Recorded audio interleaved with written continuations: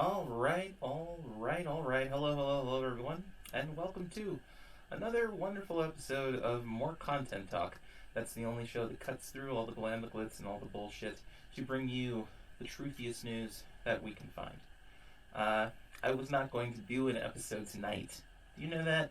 I was gonna leave you all alone, and I wasn't gonna say anything, and I was gonna keep to myself, because tonight is the night that, Rush Limbaugh passed away. And so I was gonna not even talk about it because I don't particularly care one way or the other, to be completely honest. But of course, this became a thing in the news, and such is the nature of news today that you need more and more competing sources to really provide you with a full interpretation of events, because when you get into this nonsense of okay, well, he's dead now, and so he's a good person because he died, and we don't speak ill of the dead, so everyone just shut up about it and forget about what happened. I can't do that, because that's not a healthy way to analyze politics. Just because someone died, just because you have this notion in your head that it's wrong to talk poorly about people who have passed away, do not spread that to people who are participating in politics. If you don't participate in politics and you want to have that mantra, more power to you, because you just get in the way anyway. Because people like you have no use in politics, because you're always arguing that everyone should just have no thoughts, right? And everyone should just allow politics to happen naturally. That's not the way democracies works. It's not even the way republics work. Even republics have some reliance on the people.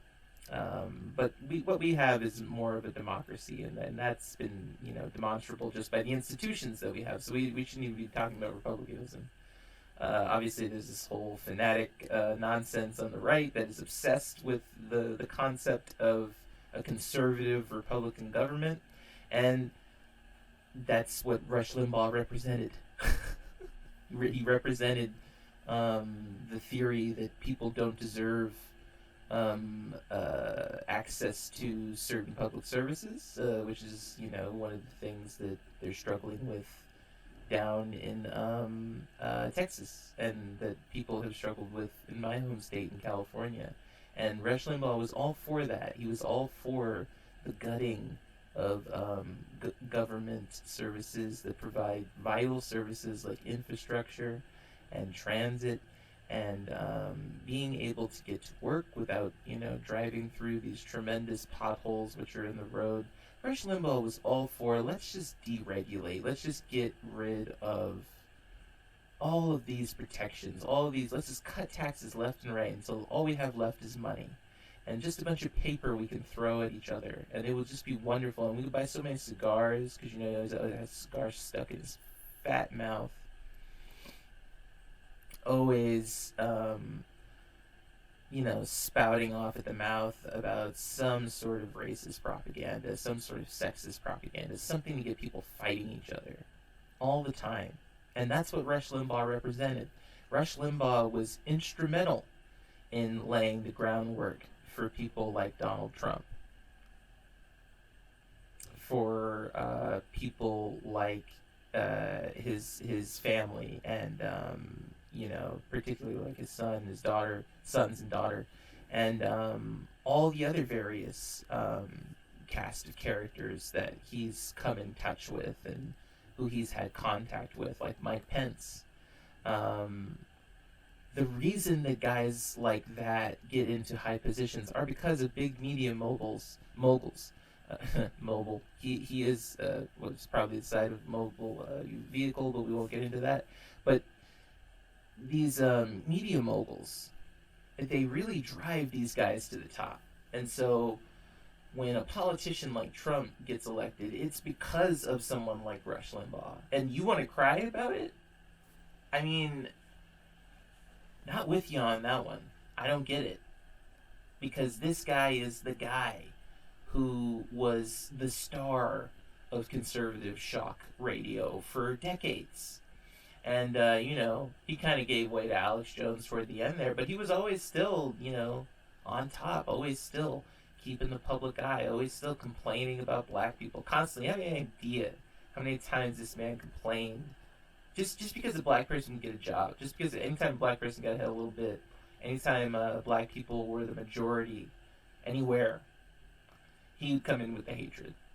He would come in with, well, it's getting to the point of where, football game is just watching the Reds and the Bloods, or watching the Bloods and the Crips play a game. That's all it is. And I don't like that. And that's what he would do. He would tap dance around these very hot-button issues. And if you analyze it and look at it, it's very, of course, very racist.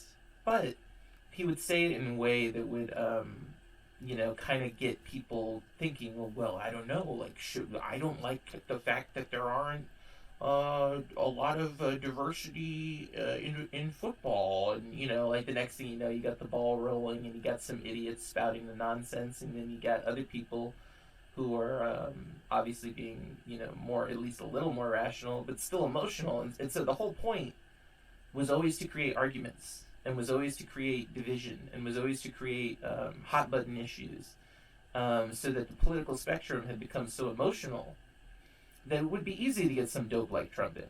And that was his point. That was what he was doing. Because what you don't understand is that politics takes time. That's one thing that a lot of people don't get. And if you have a lot of money, you can take a lot of time and get a lot done. If you don't have as much money, you got to get what you can get done. You got to get what you can get when you get it. These big wealthy fat cats like Rush Limbaugh, they didn't have to do that. He could just sit on an issue for 10 years on his show and really drive it in, and drive in the idea that women were whores, or if they wanted to get an abortion, he should be able to watch. You remember that comment where he said, what was it, if women are going and getting abortions like candy, then he should be able to watch the sex. And this is something that this man said on, his little radio broadcast, right? And he's supposed to be Christian. Well, that lays the groundwork for Trump, doesn't it? And then Trump comes along talking about, I'm going to grab you by the pussy, and then there you go. And it's the same language, and it's the same lewdness, and it's the same, I refer to it often as this rugged individualism, this whole concept of, I don't have to follow any social laws or anything.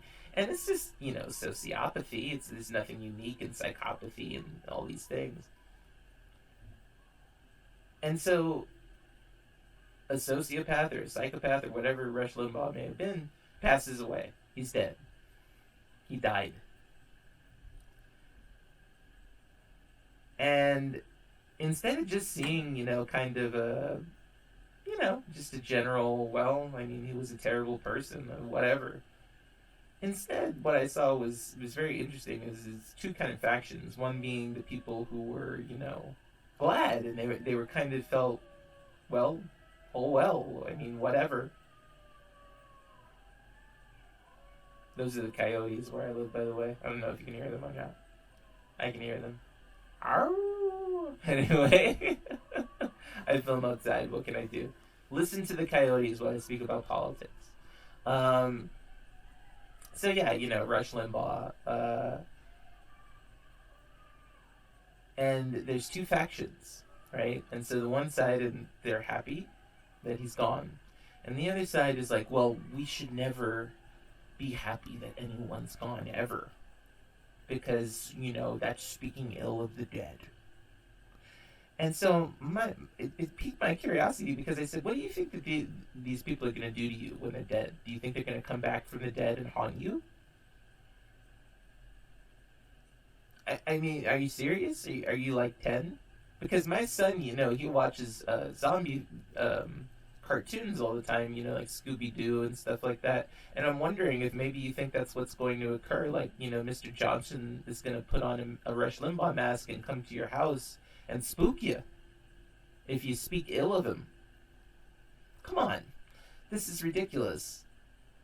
This man was a monster. He was a monster. He's responsible for so much of the pain that's going on right now. He caused a lot of derision in the Liberal Party and split it up. And now they hate each other, and a lot of that is because of Rush Limbaugh's doing.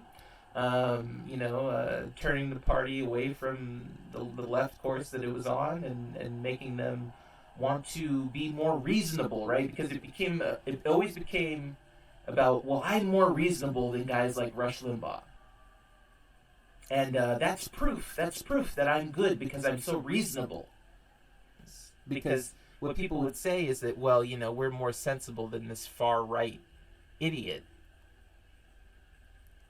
You brought him into the political discussion when you do that. When these people do this shock politics, you should ignore them, is what you somewhere. Well, these are people who are never going to get justice. They're never going to really feel better, because it's always going to be in the back of their minds and in their lives, and how many lives have been ruined, and how many services have been cut, and how many people are not getting the proper nutrition that they need, and how many people are not getting heat in places like Texas and air conditioning in places like California, all because of his anti-science denialism and his racism and his sexism. How many people didn't get jobs? How many people didn't get a promotion? That's the problem, is that you don't understand the effects of this worldview warfare. They don't need to do psychological warfare. They don't need to do that. You go after a person's worldview. You say, well, the liberal is bad. Liberalism is bad. It doesn't matter, right, who is doing it. And then you just, you manipulate the people who are scared of people who are different. They're terrified. They don't want to be a part of it. And you use them to your advantage. And you say, well, these people, they're coming for you. They're the ones who want to take away everything from you. When, in fact, that was never the case. But he created a false dichotomy. He created a false war, false civil war. And it was about worldview. And it was about, well, we don't want to care about people who are different from us, and so what? It's our freedom of speech. And they made hate freedom of speech. Rush Limbaugh was the king of that movement, and like I said, it later gets taken over by people like Bill Cooper and Alex Jones. But Rush Limbaugh was doing it since day one, and he was right there with him the whole time, and paved the way for people like Sean Hannity and Tucker Carlson to take over, who are now, they have even, I would argue, even larger audiences. And Ben Shapiro, right? These are all people who are in the top podcasts. I'm way at the bottom, they're way up top. That's how it works. This country is extremely conservative, way more conservative than people realize. So what are we celebrating? What are we sad about? Would you like to cry together about Rush Limbaugh? Come to my arms and let me be moderate with you. Come to me. Come to me, and we shall cry over the man who said that black people were worthless repeatedly, and who said that women were disgusting, vile creatures and lesser than men, and who made it possible for the country to nearly collapse because of a false dichotomy. Please come to me and let us weep for this poor, poor man, because you're so forgiving. You're so forgiving that you're going to kill yourself. No wonder you feel worthless. I hear a lot of people talk about feeling worthless. No wonder. You're right. I didn't need to see dancing. I didn't need to see anyone dance when Rush Limbaugh died. You know what I needed? I needed it to just be like whatever, and then maybe a few people being happy. That would have sufficed for me. I wouldn't have said a damn word about it. But as soon as I saw people saying, well, we can't misbehave. We have to be nice to Rush. I gotta speak up. I gotta say no. I gotta say stop it. Cut it out.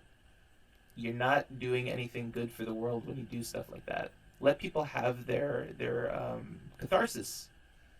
But people feel that joy that he's gone. Good. One less evil person in the world. One less shitty person. Let's not even talk about evil. Just a dick. No one wants to turn on the news and hear that shit. You know, if this is Pat Sajak who dies, I understand. You know, Pat Sajak, you know, I mean, like, yeah, you turn on the Wheel of Fortune, woo, happy time, yeah? Rush Limbaugh had nothing to say but bad things about people. One bad thing about after another. No, I'm not sad that he's gone. And I don't care that he's gone. You haven't begun to hear me speak ill of the dead. I could if I wanted to. I'm not going to do it. Because I don't want to. Not because I'm scared of the consequences of what that asshole and his spirit would do to me. Fuck his spirit.